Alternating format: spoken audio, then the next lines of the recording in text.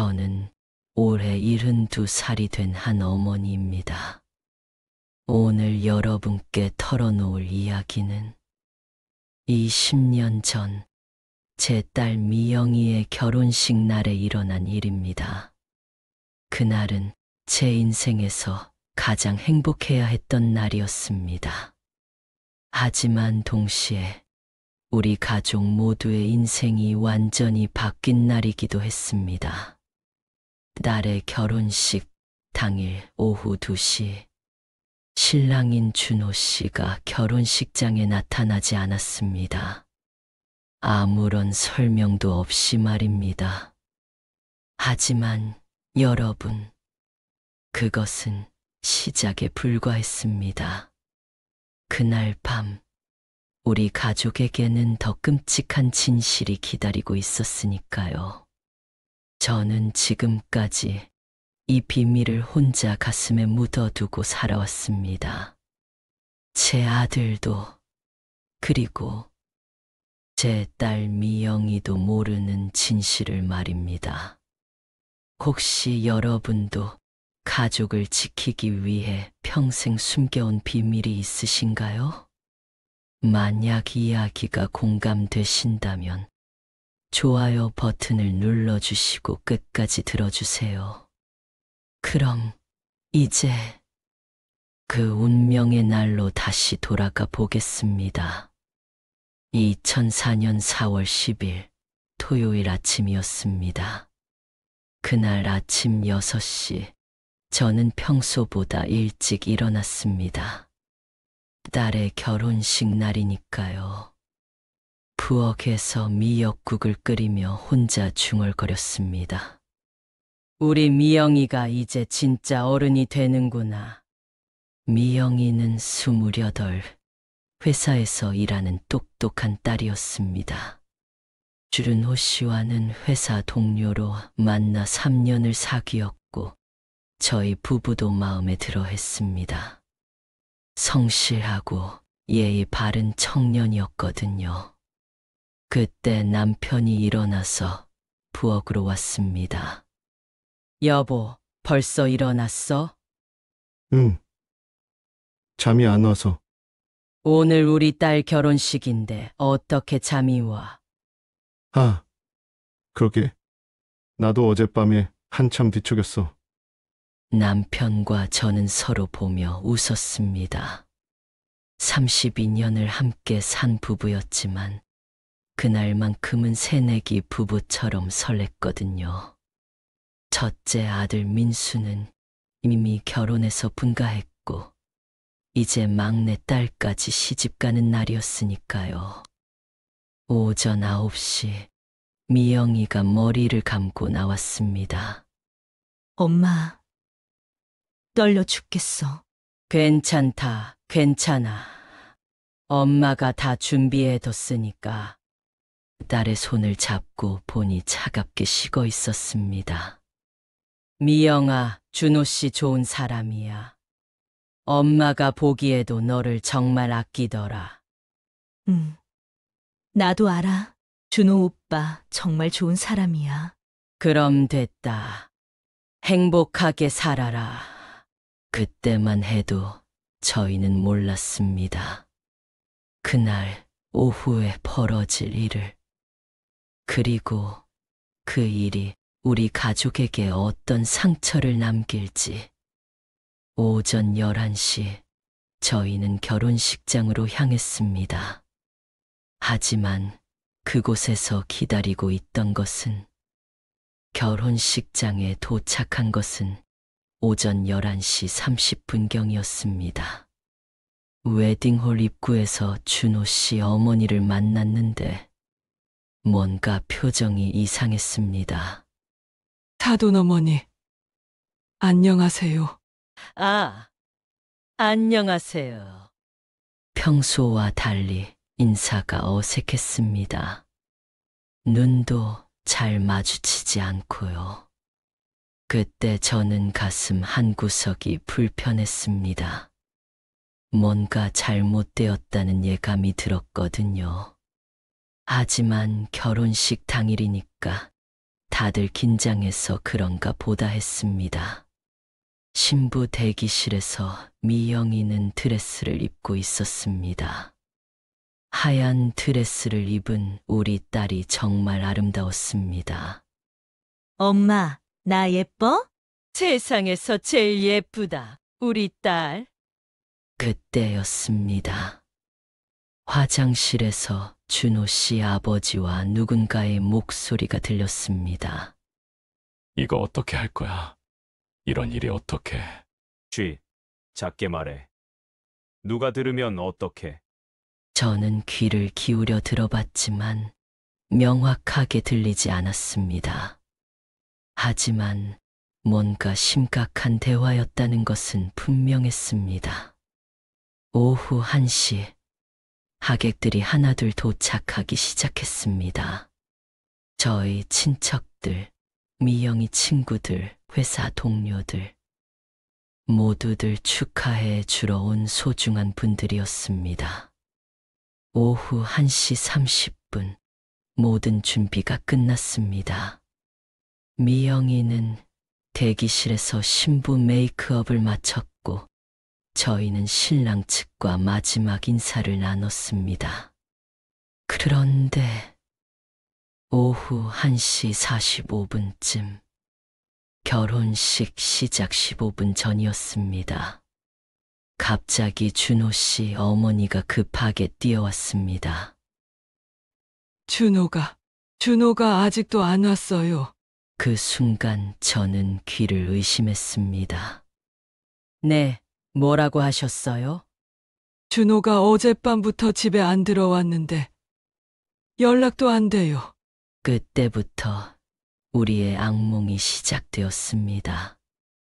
오후 2시, 결혼식 시작 시간이 되었지만 신랑은 나타나지 않았습니다. 하객들은 자리에 앉아 웅성거리기 시작했고 저희는 패닉 상태였습니다. 준호 어디 갔어요, 대체? 집에도 없고 핸드폰도 안 받고 어젯밤부터 연락이 안 된다고 했잖아요. 준호 씨 아버지는 땀을 뻘뻘 흘리며 여기저기 전화를 걸었습니다. 신부 대기실의 미영이는 엄마, 준호 오빠 왜 안 와? 처음에는 단순히 늦는 것으로 생각했습니다. 하지만 시간이 지날수록 딸의 얼굴이 창백해졌습니다. 오후 2시 30분. 더 이상 기다릴 수 없었습니다. 웨딩홀 직원이 조심스럽게 말했습니다.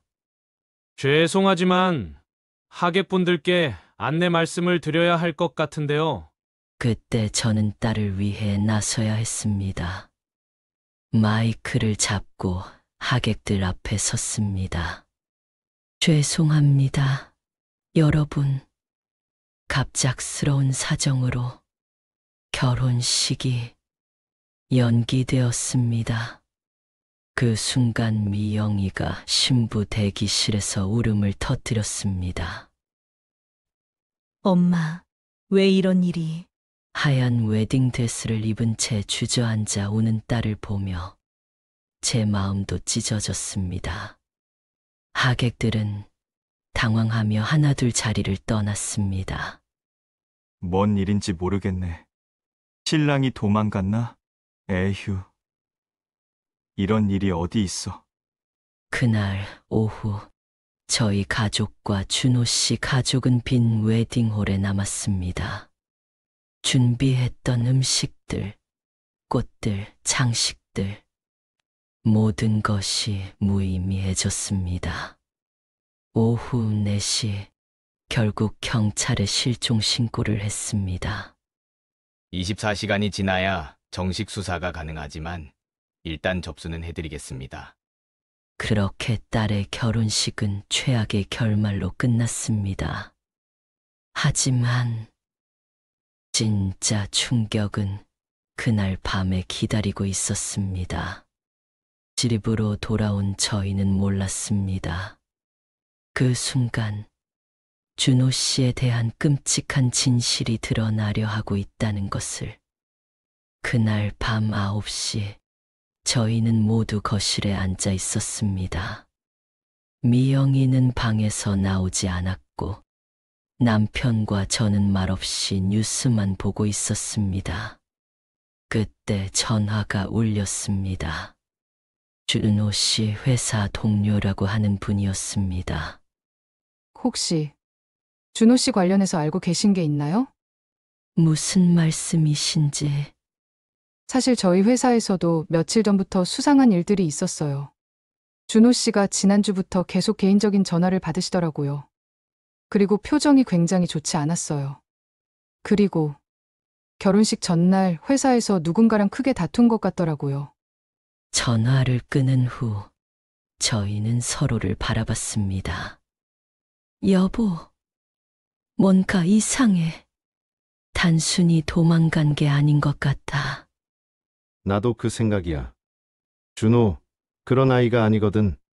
준호 씨는 정말 성실한 청년이었습니다. 저희 딸과 사귈 때도 항상 예의 바르게 인사했고 미래에 대한 계획도 뚜렷했습니다.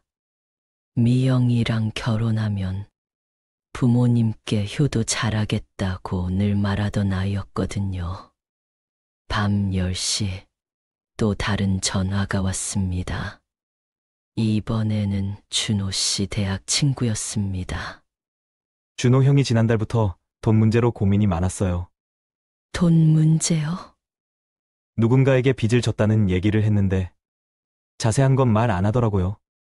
저희는 충격에 빠졌습니다. 3년 동안 사귀면서 준호 씨가 경제적 문제가 있다는 얘기는 한 번도 들어본 적이 없었거든요. 미영이를 불러 물어봤습니다. 미영아, 준호 씨가 돈 문제로 고민한다고 한 적 있어? 아니에요. 그런 얘기 한 번도 안 했어요. 그날 밤 저희는 잠들 수 없었습니다. 단순한 도주가 아니라 뭔가 더 복잡한 사정이 있다는 것을 직감했거든요. 하지만 이것은 시작에 불과했습니다. 다음 날 더 충격적인 진실이 기다리고 있었으니까요. 만약 그때 저희가 알았더라면, 준호 씨의 진짜 정체를 미리 알았더라면 아마 모든 것이 달랐을 겁니다. 다음 날 아침 저는 6시에 잠에서 깼습니다. 온몸이 찌뿌둥하고 머리가 아팠습니다. 어제 일이 꿈이었으면 좋겠다는 생각이 들었지만 현실이었습니다. 미영이는 방에서 나오지 않았습니다. 문 틈으로 작은 흐느낌 소리가 들렸지만 차마 들어갈 용기가 나지 않았습니다. 오전 10시 남편과 함께 경찰서를 찾았습니다. 실종 신고 접수했던 사람입니다. 아, 그 결혼식 신랑분 말씀이시죠?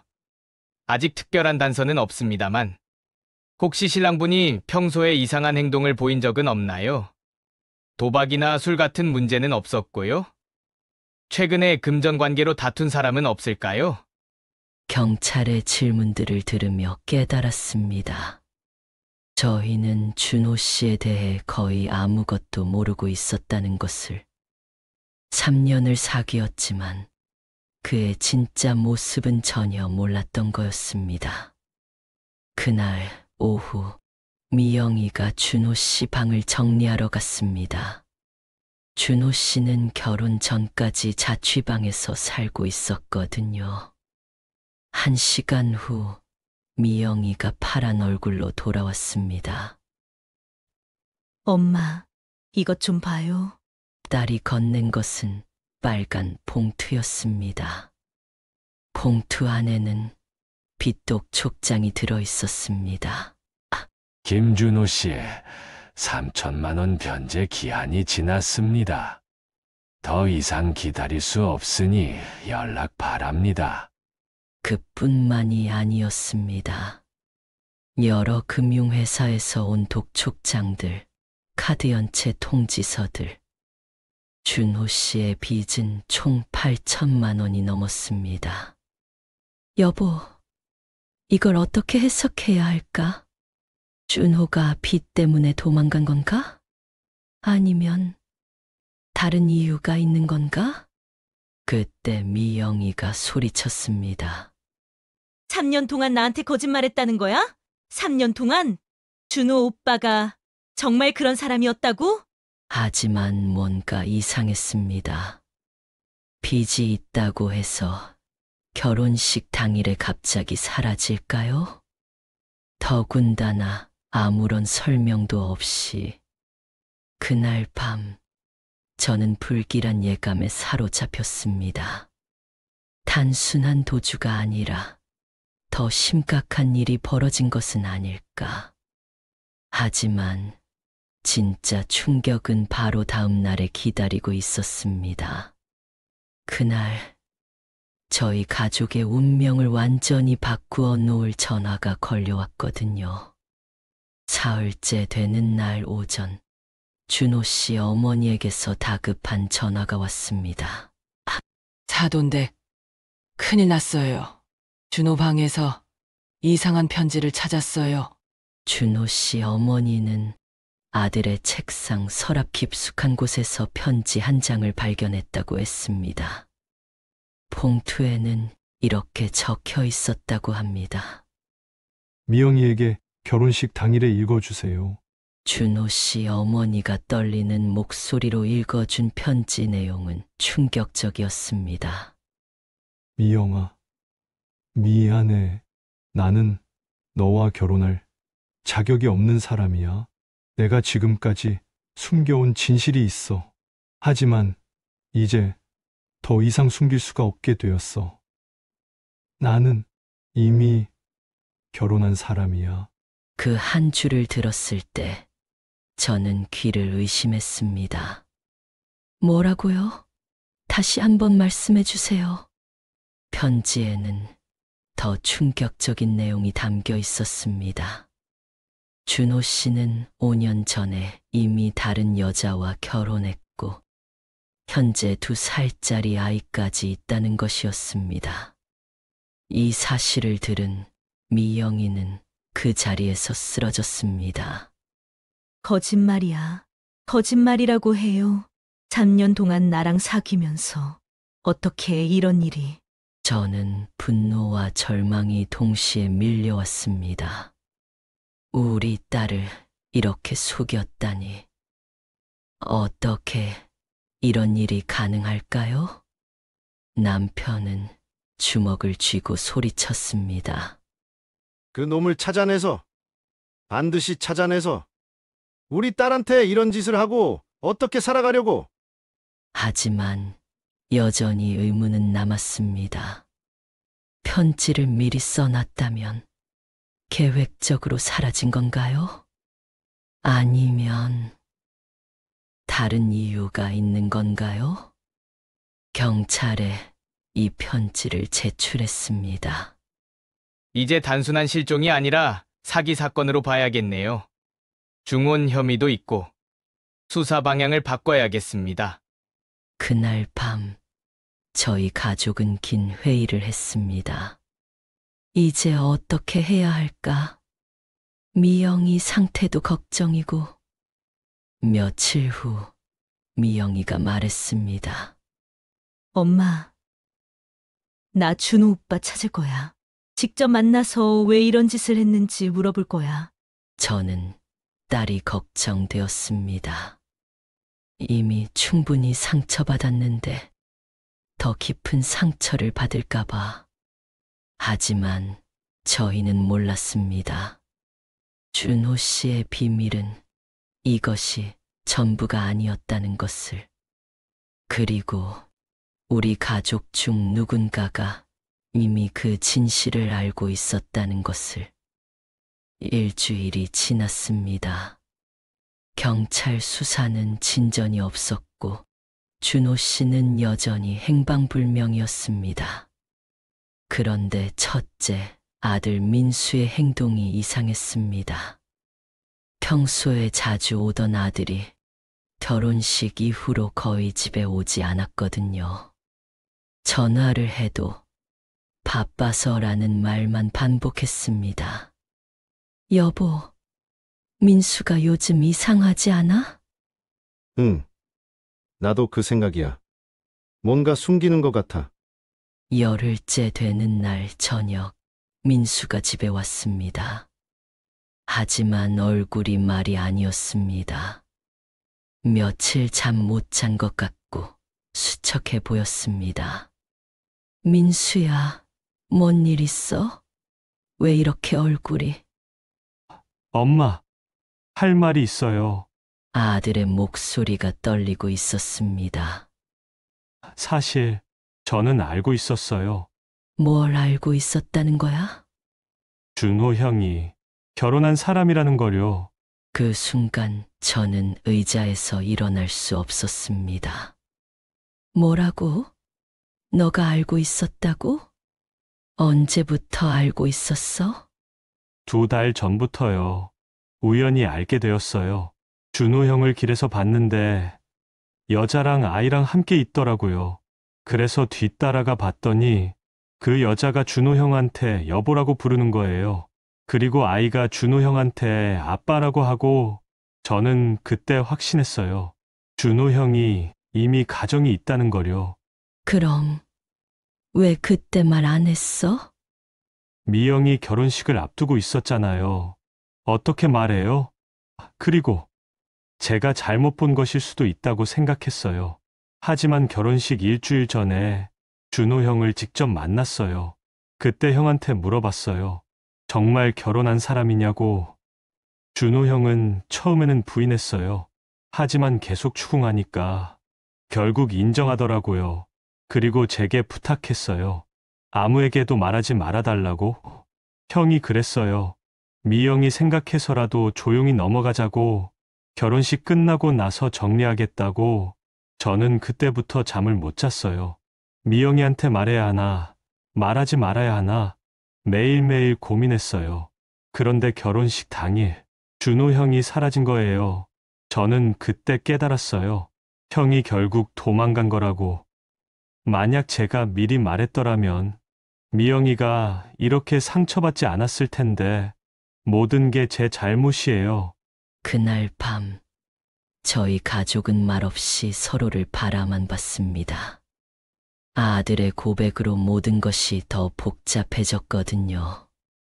하지만 이것도 전부가 아니었습니다. 진짜 충격적인 진실은 아직 남아 있었거든요. 아들의 고백을 들은 후 저는 결심했습니다. 직접 준호 씨를 찾아 나서기로 말입니다. 딸과 아들이 이렇게 고통받는데 어머니로서 가만히 있을 수 없었거든요.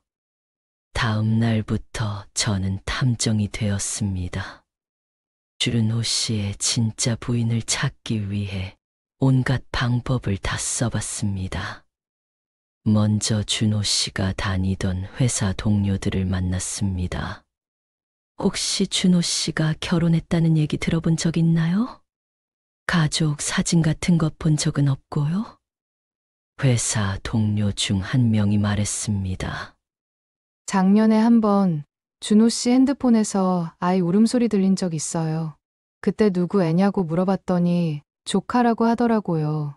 그리고 가끔 점심시간에 전화 받을 때 응, 알았어. 집에 가서 얘기하자는 말을 하는 걸 들었어요. 그런데 그때 목소리가 굉장히 다정했거든요. 이틀째 수사에서 결정적 단서를 발견했습니다. 준호 씨가 자주 가던 동네 마트 아주머니의 증언이었습니다. 아, 그 청년. 자주 왔지.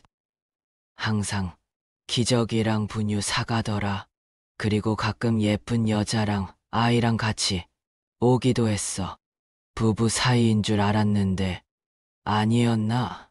마트 아주머니가 기억하는 대로 그들이 걸어서 들어간 아파트 단지가 있었습니다. 저는 그 아파트 단지를 샅샅이 뒤져봤습니다. 3일째 드디어 찾았습니다. 15층짜리 아파트 7동 503호. 우편함에 김준호, 박미순이라고 적혀 있었습니다. 그때 엘리베이터에서 내리는 젊은 여자와 아이를 봤습니다. 아이가 그 여자를 엄마라고 부르더군요. 그리고 그 여자의 얼굴을 저는 전에 본 적이 있었습니다. 1년 전 준호 씨가 저희 집에 놀러 왔을 때 핸드폰에 저장된 사진을 우연히 본 적이 있었거든요. 누구예요? 라고 물었더니 회사 동료라고 했던 바로 그 여자였습니다. 저는 용기를 내어 그 여자에게 다가갔습니다. 실례지만 김준호 씨 부인이시죠? 여자는 놀란 표정으로 저를 바라봤습니다. 예. 그런데 누구시죠? 저는 준호 씨가 결혼하려던 여자의 어머니입니다. 그 순간 여자의 얼굴이 새하얗게 변했습니다. 뭐라고요? 결혼? 우리 남편이? 그게 무슨 말씀이신지. 여자는 당황하며 아이를 끌어안았습니다. 저는 모든 것을 설명했습니다. 3년간의 연애, 결혼식 준비, 그리고 실종. 말도 안 돼요.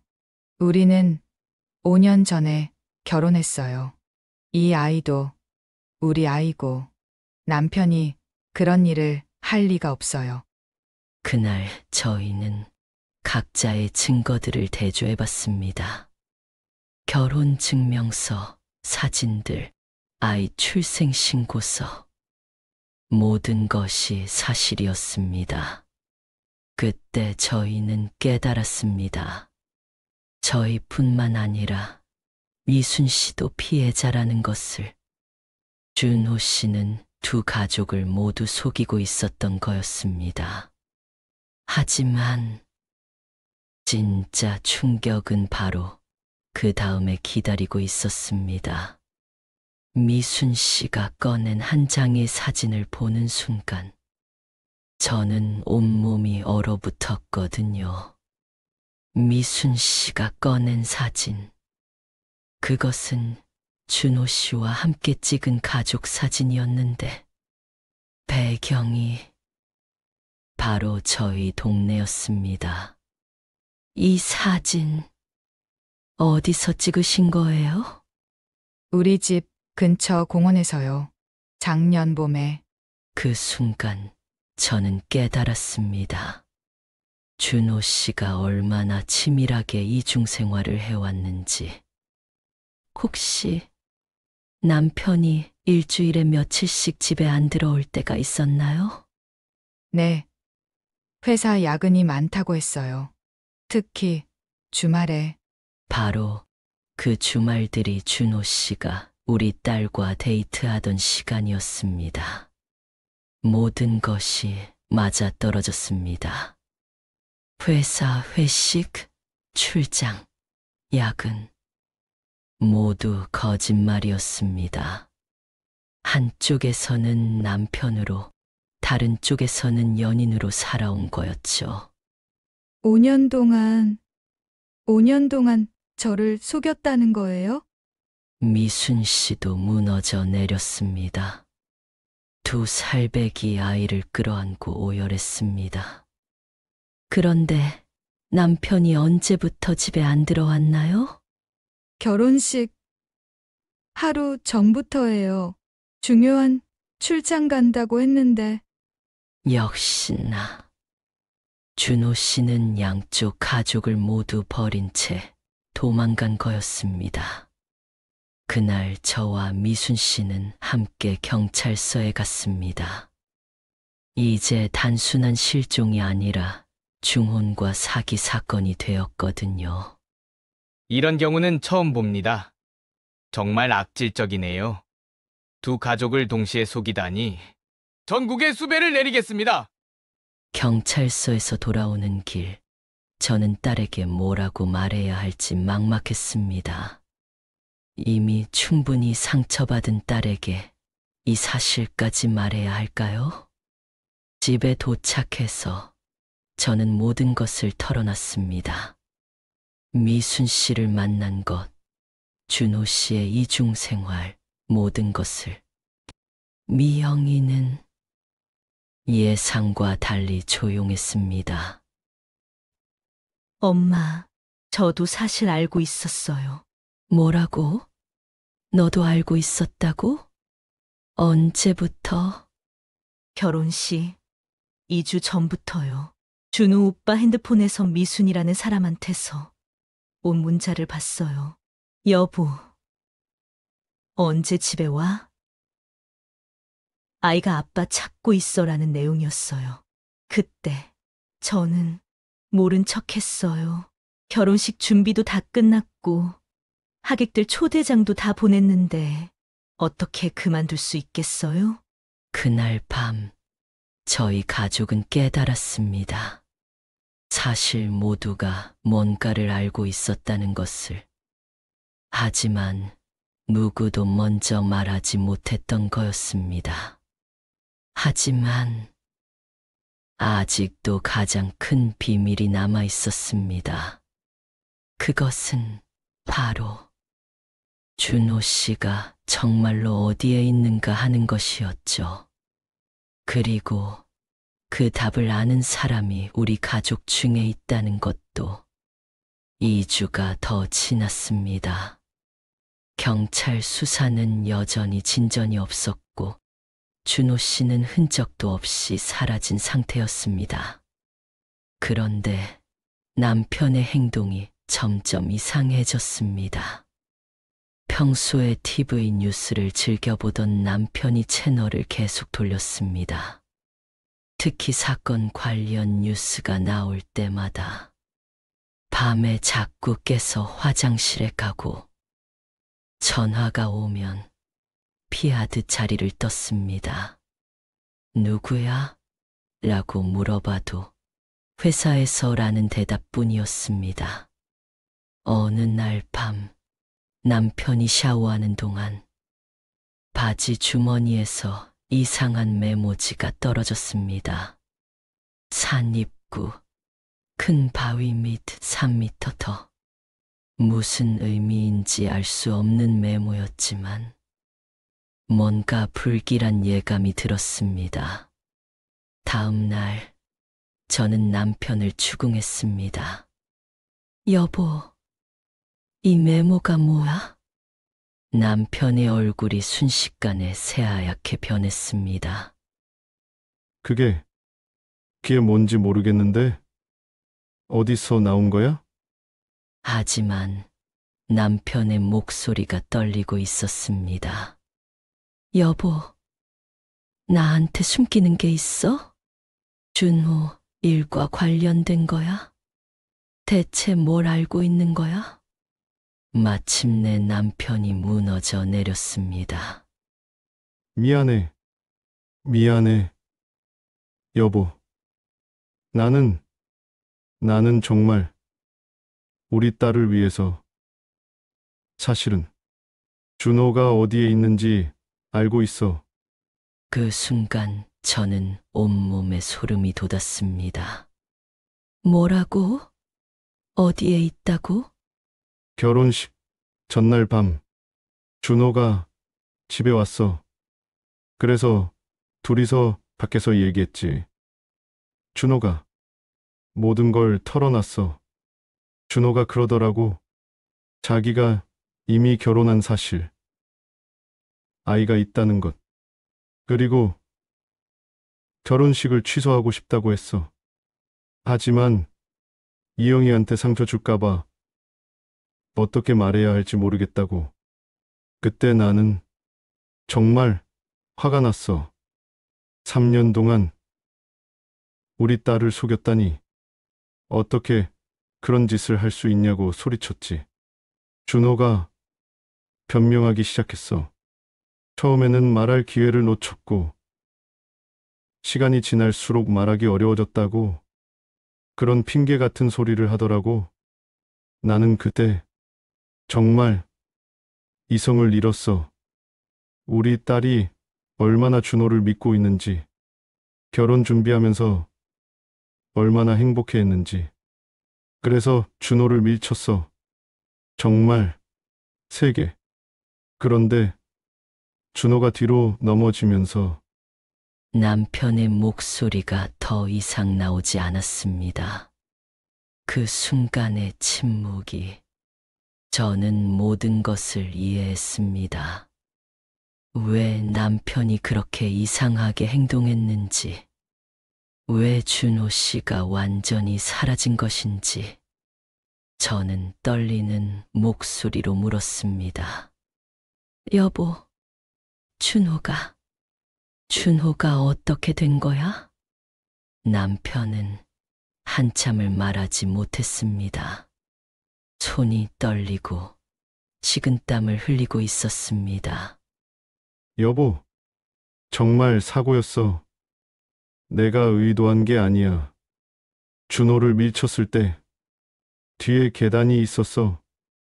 준호가 계단에서 굴러 떨어졌는데 머리를 돌에 부딪혔어. 그때부터 준호가 움직이지 않더라고. 아무리 불러도 흔들어도 숨을 쉬지 않았어. 나는 정말 당황했어. 119를 불러야 하나? 경찰에 신고해야 하나? 하지만 생각해봐. 결혼식 하루 전에 신랑이 죽었다는 소식이 알려지면 미영이가 얼마나 충격을 받겠어? 그리고 얘가 살인자가 되는 거고. 그래서 결정했어. 아무도 모르게 처리하기로. 적어도 미영이는 진실을 모르게. 그날 밤새도록 준호를. 남편은 더 이상 말을 이어가지 못했습니다. 하지만 저는 이해했습니다. 그 메모지가 그곳 위치인 거지? 남편이 고개를 끄덕였습니다. 산 입구, 큰 바위 밑. 여보, 정말 미안해. 남편이 무너져 내리며 울기 시작했습니다. 저는 어떤 감정을 느껴야 할지 몰랐습니다. 남편을 원망해야 할까요? 아니면 딸을 지키려 한 마음을 이해해야 할까요? 이제 어떻게 해야 해? 경찰에 자수해야 하는 거야? 미영이한테도 말해야 하고? 여보, 제발 조금만 더. 미영이가 이제 겨우 안정을 찾고 있잖아. 무너진 애를 또 충격 줄 수는 없어. 맞는 말이었습니다. 미영이는 아직 충격에서 완전히 회복되지 못한 상태였습니다. 간신히 일상을 되찾아가고 있는데 이런 진실까지 알게 된다면 저는 선택의 기로에 서 있었습니다. 진실을 밝히고 정의를 실현할 것인가? 아니면 가족의 평화를 위해 침묵할 것인가? 여러분이라면 어떻게 하셨을까요? 가족을 지키기 위한 선택이었다면 이해할 수 있을까요? 댓글로 여러분의 생각을 들려주세요. 하지만 제 고민은 곧 끝나고 말았습니다. 다음 날 예상하지 못한 일이 벌어졌거든요. 남편의 고백을 들은 다음 날 아침, 저는 잠을 한숨도 이루지 못했습니다. 거울을 보니 10년은 더 늙어 보였습니다. 아침을 준비하면서도 손이 떨렸습니다. 남편과 마주치는 것도 어색했고, 그런데 오전 10시쯤 경찰이 집을 찾아왔습니다. 혹시 김준호 실종 사건 관련해서 새로운 정보 있으신지? 남편은 경찰을 보자마자 얼굴이 새하얗게 변했습니다. 아니요. 특별히 아는 것은 목소리가 심하게 떨리고 있었습니다. 사실 며칠 전에 제보가 들어왔습니다. 누군가가 그 시기에 이 동네에서 이상한 일을 봤다고. 저는 가슴이 쿵 내려앉았습니다. 결혼식 전날 밤에 이 집 근처에서 트럭이 와서 뭔가를 싣고 가는 걸 봤다는 거예요.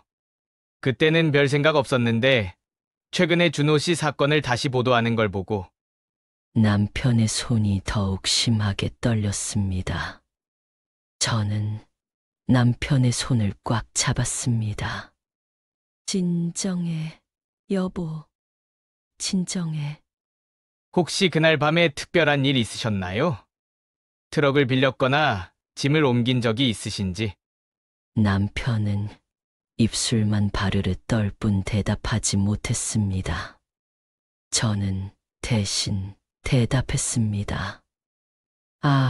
그날 밤에 큰 냉장고를 버렸어요. 오래된 냉장고라 고장이 나서 폐기물 업체에 연락해서 가져가 달라고 했거든요. 밤늦게 와서 가져갔는데 혹시 그걸 본 건 아닐까요? 경찰은 고개를 끄덕였습니다. 그럴 수도 있겠네요. 그럼 특별히 수상한 건 없었다는 말씀이시죠? 네, 없었습니다. 경찰이 떠나자마자 남편이 주저앉았습니다. 여보, 고마워. 정말 고마워. 만약 내가 아니었다면 그 순간 저는 깨달았습니다. 제가 남편의 공범이 되었다는 것을, 거짓말로 남편을 보호했다는 것을. 하지만 후회되지 않았습니다. 아니, 후회하고 싶지 않았습니다. 이미 엎질러진 물이었고 가족을 지키는 것이 우선이었거든요. 여보, 이제 정말로 끝이야. 누구에게도 말하면 안 돼. 절대로. 우리 둘만의 비밀이야. 그날부터 저희 부부는 평생 져야 할 짐을 지게 되었습니다. 그 무게는 상상 이상이었습니다. 하지만 미영이는 행복합니다. 몇 년 후 좋은 사람과 재혼해서 아이도 낳고 지금은 평범하고 행복한 가정을 꾸리고 살고 있습니다. 혹시 저희 선택이 잘못된 것일까요? 진실을 밝히는 것이 옳았을까요? 아니면 가족의 행복을 지킨 것이 맞을까요? 하지만 모든 비밀은 언젠가 드러나는 법입니다. 그리고 그날이 바로 오늘이었습니다. 오늘 저는 이 이야기를 여러분께 털어놓기로 결심했습니다. 왜 지금 말하느냐고요? 남편이 작년에 세상을 떠났기 때문입니다. 병원에서 마지막 숨을 거두기 직전 남편이 제 손을 꽉 잡고 말했습니다. 여보, 미안해. 평생 이런 짐을 지고 살게 해서 이제 너 혼자 남겨두고 가서 미안해. 남편은 끝까지 그 죄책감을 안고 떠났습니다. 그리고 저 혼자 남겨졌습니다. 이 무거운 비밀과 함께 처음에는 무덤까지 가져가려 했습니다. 남편과의 약속이기도 했고, 지금 와서 밝힌다고 해서 달라질 것도 없으니까요. 하지만 혼자서는 더 이상 견딜 수 없었습니다. 매일 밤 준호 씨의 얼굴이 떠올랐습니다. 미순 씨와 그 아이의 모습도. 그들은 아직도 기다리고 있을 텐데, 아빠가 남편이 돌아오기를. 그래서 오늘 처음으로 이 이야기를 털어놓습니다. 준호 씨에게 미안하다는 말을 전하고 싶어서, 미순 씨와 그 아이에게도, 그리고 저 자신에게도. 20년 전 저희는 선택의 순간에 섰습니다. 진실을 밝힐 것인가, 가족을 지킬 것인가. 저희는 가족을 선택했습니다. 그것이 옳았는지 틀렸는지 지금도 확신할 수 없습니다. 하지만 한 가지는 분명합니다. 그 선택의 무게를 평생 짊어지고 살았다는 것. 그리고 그 무게는 결코 가벼워지지 않는다는 것입니다. 여러분은 어떻게 생각하시나요? 저희 가족의 선택이 용서받을 수 있을까요? 가족을 지키기 위해서라면 어디까지 할 수 있을까요? 진실과 거짓 사이에서 여러분은 어떤 선택을 하시겠어요? 이 이야기가 여러분께 어떤 의미로 다가갔는지 댓글로 솔직한 생각을 들려주세요. 혹시 여러분도 비슷한 경험이 있으시다면 용기 내어 나누어 주세요. 그리고 준호 씨, 미순 씨, 그 아이에게 정말 죄송합니다. 저희 가족이 저지른 일로 인해 평생을 고통 속에 살게 해서 이제라도 진실을 말해서 조금이나마 마음의 짐을 덜 수 있기를 바랍니다. 마지막으로 준호 씨의 영혼이 편안히 쉴 수 있기를 기도합니다. 그리고 미순 씨와 그 아이가 언젠가는 평안을 찾을 수 있기를. 긴 이야기를 들어주셔서 정말 감사합니다. 이것이 제가 20년간 가슴에 묻어둔 진실의 전부입니다. 이제 조금은 마음이 가벼워진 것 같습니다. 여러분도 부디 후회 없는 선택을 하며 사세요. 그리고 사랑하는 사람들을 소중히 여기세요. 안녕히 계세요.